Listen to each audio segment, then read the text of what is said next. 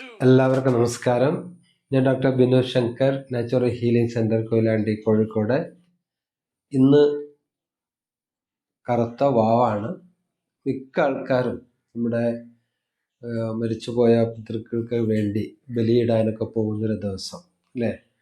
നമുക്കറിയാം, എല്ലാ വർഷവും നമ്മളെ ഈ കർക്കിടക വാവിൻ്റെ അന്ന് നമ്മുടെ പിതൃക്കൾക്ക് വേണ്ടി ബലിയിടുന്നു. എന്നാൽ അങ്ങനെ ചിലപ്പോൾ ചെയ്യാത്തവരും ഉണ്ടാവാം. അതിനൊരു പ്രാധാന്യത്തെക്കുറിച്ച് നമ്മൾ പൊതുവെ ഈ മൈൻഡ് പവർ ട്രെയിനിങ് പ്രോഗ്രാമിൽ പറയാറുണ്ട്. അതായത് നമുക്കറിയാം, നമ്മൾ ഈ ഭൂമിയിലേക്ക് വരുന്നതിന് മുമ്പേ ഒരുപക്ഷെ നമ്മുടെ അമ്മയുടെ ഗർഭപാത്രത്തിലിരിക്കുന്ന സമയത്തെ തന്നെ നമ്മളെ സ്നേഹിക്കുന്നത് നമ്മുടെ മാതാവും പിതാവുമാണ്. ഈ ഭൂമി നമ്മൾ കാണുന്നതിന് മുമ്പേ, നമ്മൾ ഈ ഭൂമിയിലേക്ക് വരുന്നതിന് മുമ്പേ നമ്മൾ സ്നേഹിക്കുന്ന മാതാപിതാക്കളാണ് നമ്മുടെ ഏറ്റവും കാണപ്പെട്ട ദൈവം. നമുക്ക് ഏറ്റവും കൂടുതൽ കടപ്പാടുള്ളത് ആരോടാണെന്ന് വെച്ചാൽ ഇവരോടാണ്. ഒരുപക്ഷെ ഈ സോഷ്യൽ മീഡിയയിലൊക്കെ വൈറലായ ഒരു സമദാനിയുടെ നിങ്ങൾ പ്രസംഗം കേട്ടിട്ടുണ്ടാകും. അബ്ദുൽ നാസർ സമദാനി MP ആയിരുന്ന അദ്ദേഹത്തിൻ്റെ ഒരു പ്രസംഗം നിങ്ങൾ കേട്ടിട്ടുണ്ടാവും. സോഷ്യൽ മീഡിയയിലൊക്കെ വളരെ വൈറലായിരുന്നൊരു പ്രസംഗമാണത്. വേദിയിൽ മോഹൻലാൽ ഇരിക്കുന്നുണ്ട്. അപ്പോൾ അമ്മയുടെ പ്രാധാന്യത്തെക്കുറിച്ചൊക്കെ പറഞ്ഞപ്പോൾ മോഹൻലാൽ കരയുന്ന ഒരു രംഗമൊക്കെ നമ്മൾ പക്ഷെ കണ്ടിട്ടുണ്ടാവും. സത്യത്തിൽ അന്ന് ഈ ബദരി പറഞ്ഞൊരു കാര്യം, പ്രവാചകനോട്, മുഹമ്മദ് നബിയോട് ഒരു അനുയായി ചോദിക്കുകയാണ്, ഞാൻ സ്വർഗം കിട്ടാൻ എന്താ ചെയ്യേണ്ടതെന്ന് ചോദിച്ചപ്പോൾ ഒന്നാമതായി എന്താ ചെയ്യേണ്ടതെന്ന് ചോദിച്ചു. പറഞ്ഞു, മാതാവിൻ്റെ കാലിലെ സേവ, മാതാവിനെ സേവിക്കാം. ഓക്കെ. അപ്പോൾ ചോദിച്ചു, രണ്ടാമത് എന്താ ചെയ്യണ്ടേ? മാതാവിനെ സേവിക്കാം. മൂന്നാമതോ? മാതാവിനെ സേവിക്കാം. നാലാമതോ? പിതാവിനെ സ്നേഹിക്കാം എന്നാണ് പറഞ്ഞതെന്ന് പറഞ്ഞിട്ട് ആ അമ്മയും മക്കളും തമ്മിലുള്ള ആ ബന്ധത്തെക്കുറിച്ചൊക്കെ അദ്ദേഹം വളരെ രസകരമായി പറയുന്നുണ്ട്. നമ്മൾ മനസ്സിലാക്കേണ്ട ഒരു കാര്യം, പലപ്പോഴും നമ്മളെ ചെറുപ്പത്തിൽ നമ്മൾ ഒരുപാട് ചോദ്യം മാതാപിതാക്കളോട് ചോദിക്കും വളർന്നു വരുമ്പോൾ, അല്ലേ? അതെന്താ അമ്മാവൻ ഇങ്ങനെ ആകാശത്തൂടി പോകുന്ന തിരക്ക് പിടിച്ച് അമ്മോടി നടക്കുമ്പോഴേക്കും ഇത്തരം ചോദ്യങ്ങളൊക്കെ ചോദിക്കാം.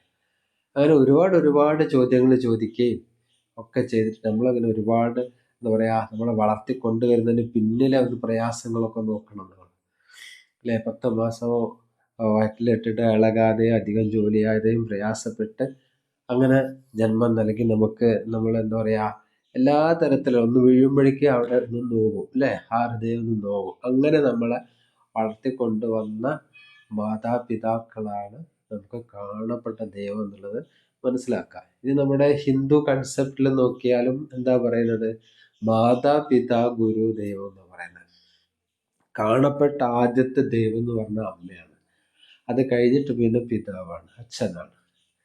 അപ്പോൾ അത് കഴിഞ്ഞാൽ പിന്നെയാണ് ഗുരു, അല്ലേ? ഗുരുക്കന്മാർ, നമ്മളെ നേർവഴിക്ക് നയിക്കുന്ന, നമുക്ക് അറിവ് തരുന്ന ഗുരുക്കന്മാർ, നമ്മളെ ഇരുട്ടിനെ അകറ്റുന്ന ഗുരുക്കന്മാരാണ് പിന്നത്തെ. അപ്പോൾ മാതാപിതാ ഗുരുക്കളും കഴിഞ്ഞിട്ടാണ് ദൈവം എന്ന് പറയുന്ന യാഥാർത്ഥ്യം നമ്മൾ മനസ്സിലാക്കുക. അപ്പോൾ പലപ്പോഴും ഇന്നത്തെ കാലഘട്ടത്തിൽ നമുക്കറിയാം, വളരെ വളരെ ദയനീയമായ, പ്രത്യേകിച്ചും കേരളത്തിൻ്റെ ഒരവസ്ഥ. കാരണം നമുക്കറിയാം, മാതാവായാലും പിതാവായാലും ശരി, മാതാവിൻ്റെയോ പിതാവിൻ്റെയോ അസാന്നിധ്യമാണ് നമുക്ക് നഷ്ടബോധം ഉണ്ടാക്കുക. അവരുള്ളപ്പോൾ നമുക്ക് അത്ര അറിയുണ്ടാവില്ല. ഇതൊരു വലിയൊരു വിഷയമാണ്. ശരിക്കും പലപ്പോഴും അറിയാതെ പോകുന്നത്. നമ്മളെ മാതാപിതാക്കൾ നമ്മുടെ കൂട്ടത്തിൽ ഉണ്ടാവുന്നിടത്തോളം കാലം, നമ്മുടെ കൂടെ ഉണ്ടാവുന്നിടത്തോളം കാലം അവരുടെ വാല്യൂ ചിലപ്പോൾ മനസ്സിലാവാതെ നമ്മൾ പോകും. അങ്ങനെ പറ്റിയവരുണ്ട്. അതേസമയം ഇവരാരെങ്കിലും നമ്മളിത് മിസ്സാകുമ്പോൾ, ശരിക്കും മാതാവ് മിസ്സായപ്പോൾ എന്നെ സംബന്ധിച്ചുണ്ടായ ഒരു പ്രയാസം വളരെ വലുതാണ്. കാരണം ആ മിസ്സിങ് ശരിക്കും അതെനിക്ക് പറയാൻ തന്നെ പ്രയാസമുണ്ട് ശരിക്കും. കാരണം അമ്മ ഒരു നിമിഷത്തിൽ പെട്ടെന്ന് ഇല്ലാതായപ്പോൾ എനിക്കുണ്ടായ ആ പ്രയാസം അത് സഹിക്കാൻ പറ്റാത്തതെന്ന് മാത്രമല്ല, അതിൽ നിന്ന് റിക്കവർ ചെയ്യാൻ ഞാൻ മാസങ്ങളോളം എടുത്തിട്ടുണ്ട്, ആ പ്രയാസത്തിൽ നിന്ന് റിക്കവർ ചെയ്തെടുക്കാൻ. പക്ഷെ അവരില്ലാതെ പോയപ്പോഴാണ് അവരുടെ ആ അഭാവം ഉണ്ടാക്കിയ നമ്മുടെ ലൈഫിൻ്റെ, ബന്ധത്തിൻ്റെ, അല്ലേ, പല കാര്യത്തിൻ്റെ, കുടുംബത്തിലെ പല കൂട്ടിച്ചേർക്കലും കിഴിക്കലും ഒക്കെ ചെയ്യുന്ന അവരില്ലാണ്ട് ഇപ്പോൾ ഉണ്ടായിട്ടുണ്ടായിരുന്ന പ്രയാസങ്ങളൊക്കെ അത് വളരെ വലുത് തന്നെയാണ് ശരിക്കും. അപ്പം അത് വളരെ വലിയൊരു ഘടകം. പല ആൾക്കാരും നമ്മൾ ജീവിച്ചിരിക്കുമ്പോൾ, നമ്മൾ മാതാപിതാക്കൾ ജീവിച്ചിരിക്കുമ്പോൾ നമ്മൾ മാക്സിമം അവർക്ക് സേവ ചെയ്യണമെന്നാണ് എനിക്ക് പറയാനുള്ളത്. അവരെ വേദനിപ്പിക്കരുത്, അവർക്ക് ആവുന്ന പോലെ നമ്മൾ സേവ ചെയ്യണം ശരിക്കും. അത് വളരെ ഇമ്പോർട്ടൻ്റ് ആയിട്ടുള്ള കാര്യമാണ് ശരിക്കും. അങ്ങനെയുള്ള നമുക്ക് നമ്മൾ ലൈഫിൽ നോക്കിയാൽ തന്നെ അറിയാവുന്ന കാര്യമാണ്. കാരണം നമ്മൾ ചുറ്റുവട്ടത്തിലേക്ക് നോക്കിയാലും അങ്ങനെ മാതാപിതാക്കളെ ധിക്കരിച്ചു പോയിട്ടുള്ള ആൾക്കാരൊക്കെ തന്നെ പിന്നീട് പ്രയാസപ്പെട്ടതായിട്ട് എത്രയോ കാണാൻ പറ്റുന്നുണ്ട്. താൽക്കാലികമായിട്ട് അവർക്ക് എന്തെങ്കിലും സുഖസൗകര്യങ്ങൾ അവർ വന്നെങ്കിലും പിന്നീട് അവരും അതേ പ്രയാസം അനുഭവിക്കേണ്ട ഒരു അവസ്ഥ വരാറുണ്ട്. അപ്പം അതുകൊണ്ട് ഒരിക്കലും നമ്മുടെ മാതാപിതാക്കൾ എന്ത് ചെയ്യരുത്, പ്രയാസപ്പെടുത്തരുത്. അവരുടെ സംരക്ഷണം അവർക്ക് വേണ്ടത് ചെയ്യേണ്ടതൊക്കെ വളരെ ഇമ്പോർട്ടൻ്റ് ആയിട്ടുള്ള കാര്യമാണ്. അപ്പോൾ അത് ഇന്നത്തെ ഈ പ്രത്യേകിച്ചും ഈ പിതൃക്കൾക്ക് കർമ്മം ചെയ്യുന്ന ഈ ദിവസത്തിൽ എനിക്ക് ഈ വീഡിയോ ചെയ്യണമെന്ന് തോന്നിയത്. വീഡിയോ ഇഷ്ടമായെങ്കിൽ ലൈക്ക് ചെയ്യുക, ഷെയർ ചെയ്യുക, സബ്സ്ക്രൈബ് ചെയ്യുക. മറ്റൊരു കാര്യത്തെ കൂടി ഞാനൊന്ന് സൂചിപ്പിക്കുകയാണ്. കാരണം നമ്മുടെ ജന്മത്തിന് ഭൗതികമായിട്ടുള്ള കാരണമായിരിക്കുന്ന ആത്മീയമായ കാരണം പ്രപഞ്ചശക്തിയാണ്, ഈശ്വരനാണ്. എന്നാൽ ഭൗതികപരമായിരിക്കുന്ന കാരണമായിരിക്കുന്ന മാതാപിതാക്കൾ ഇന്ന് പല സ്ഥലത്തും കുട്ടികളൊക്കെ വളർത്തി ഒരുപാട് വലുതാക്കിയിട്ട് അവസാനം അവരൊറ്റപ്പെട്ട് വൃദ്ധസദനത്തിലിരിക്കുന്ന എത്രയോ മാതാപിതാക്കളുണ്ട്. ചില സ്ഥലത്ത് സ്നേഹിക്കാൻ പറ്റാത്ത മക്കള് അങ്ങനെയും ഉണ്ട്. മക്കൾ തമ്മിൽ മത്സരമായിട്ട് സ്നേഹിക്കാൻ ഞാൻ നോക്കണം നീ നോക്കണം എന്ന മത്സരത്തിന്റെ ഭാഗമായിട്ടുണ്ട്. അതേസമയം ചില സ്ഥലത്ത് മക്കൾ നിവൃത്തികൂടമുണ്ട്. കാരണം ആകെ 2 മക്കളായിരിക്കും ഉണ്ടാവുക. ആ മക്കൾ 2 വിദേശത്തായിരിക്കും. മാതാപിതാക്കളിൽ ആരെങ്കിലും ഒരാൾ പോയാൽ ഒന്ന് ആലോചിച്ച് നോക്കിയാൽ അത് വലിയൊരു ലൈഫിൽ നമ്മൾ അറിയാതെ പോകുന്നൊരു ഭാഗമാണ് ശരിക്കും. അപ്പം നമ്മുടെ മാതാപിതാക്കളിൽ ഇപ്പോൾ മാതാവ് പോയി കഴിഞ്ഞാൽ പിന്നെ പിതാവിൻ്റെ കാര്യം നോക്കണ്ടേ, ഒന്ന് ആലോചിച്ച് നോക്കിയാൽ. അപ്പം അങ്ങനെയുള്ള അവസരങ്ങളിലൊക്കെ അല്ലെങ്കിൽ പിതാവ് ആദ്യം പോലെ മാതാവ് അവരൊരാളാവും, അവരെ പങ്കാളി പോയി, അപ്പോൾ അവരൊറ്റപ്പെട്ടു. പിന്നെ മക്കളാണെങ്കിൽ 2 മക്കളാണ്, 2 മക്കൾ വിദേശത്ത് സെറ്റിലായവരുണ്ട്, അല്ലെങ്കിൽ മറ്റു രാജ്യങ്ങളിൽ ജോലി സംബന്ധമായി പോകുന്നവരുണ്ട്. അങ്ങനെ കേരളത്തിൽ നമുക്ക് എത്രയോ വീടുകൾ അടച്ചിട്ടിരിക്കുന്ന അവസ്ഥയാണ് നമ്മളിന്ന് കാണുന്നത്. കാരണം അവിടെ ആള് താമസിക്കാനില്ല. ഒരുപക്ഷെ ഒരു അച്ഛനും അമ്മയും മാത്രമായിപ്പോൾ മക്കൾ വിദേശത്തേക്ക് കൊണ്ടുപോകുന്നവരുണ്ട്. കൊണ്ടുപോകാൻ പറ്റാത്തവർ ചിലർ വൃദ്ധസദനത്തിലാക്കി പോകുന്നവരുണ്ട്. അപ്പം അവർക്കൊക്കെ മക്കളെ ഒന്ന് വന്ന് കാണാനും അവരെ സ്വന്തം മക്കൾ അവസാന കാലഘട്ടത്തിൽ മക്കളെ കാണാതെ മക്കളടുത്തില്ലാതെ ജീവിക്കുകയാണ്. അങ്ങനെ എത്രയോ ആൾക്കാർ അങ്ങനെ ജീവിക്കുന്നുണ്ട്. കേരളത്തിനെ സംബന്ധിച്ചിട്ട് വൃദ്ധസദനം കൂടി വരുന്ന അവസ്ഥ കാണാനുണ്ട്. അത് നല്ലതല്ല ശരിക്കും. പക്ഷേ വൃദ്ധസദനം ഒരു ഭാഗം നോക്കുമ്പോൾ അവർക്ക് ഷട്ടറായി എന്നുള്ളത് ശരിയാണ്.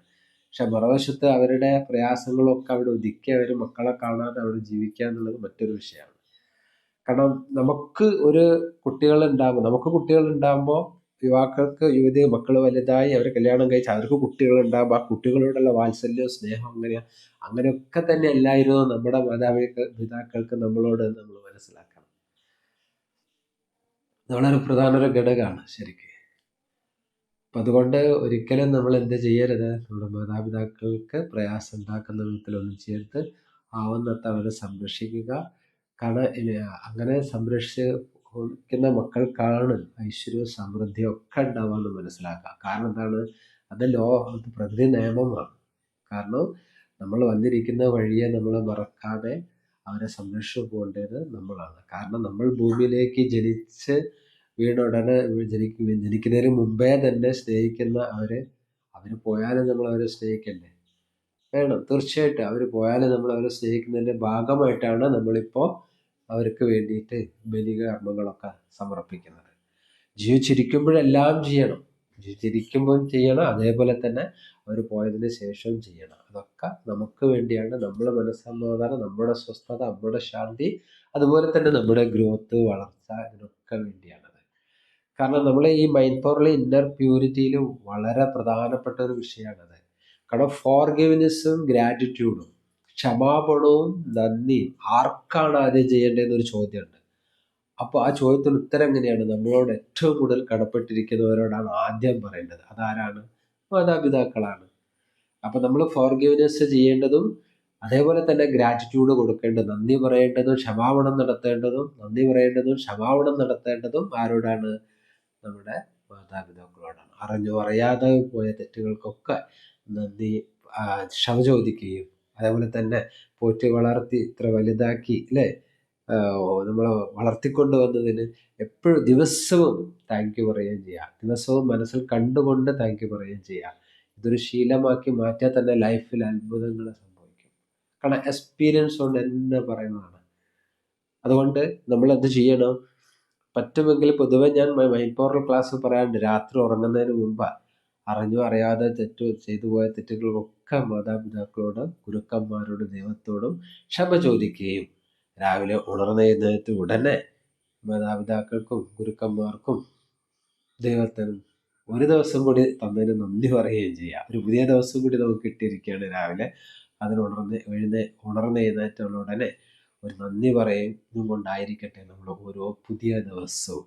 അത് നമുക്ക് നന്മ മാത്രമേ പകരൂ എന്ന് പറഞ്ഞുകൊണ്ട് നിർത്തുന്നു. നന്ദി, നമസ്കാരം.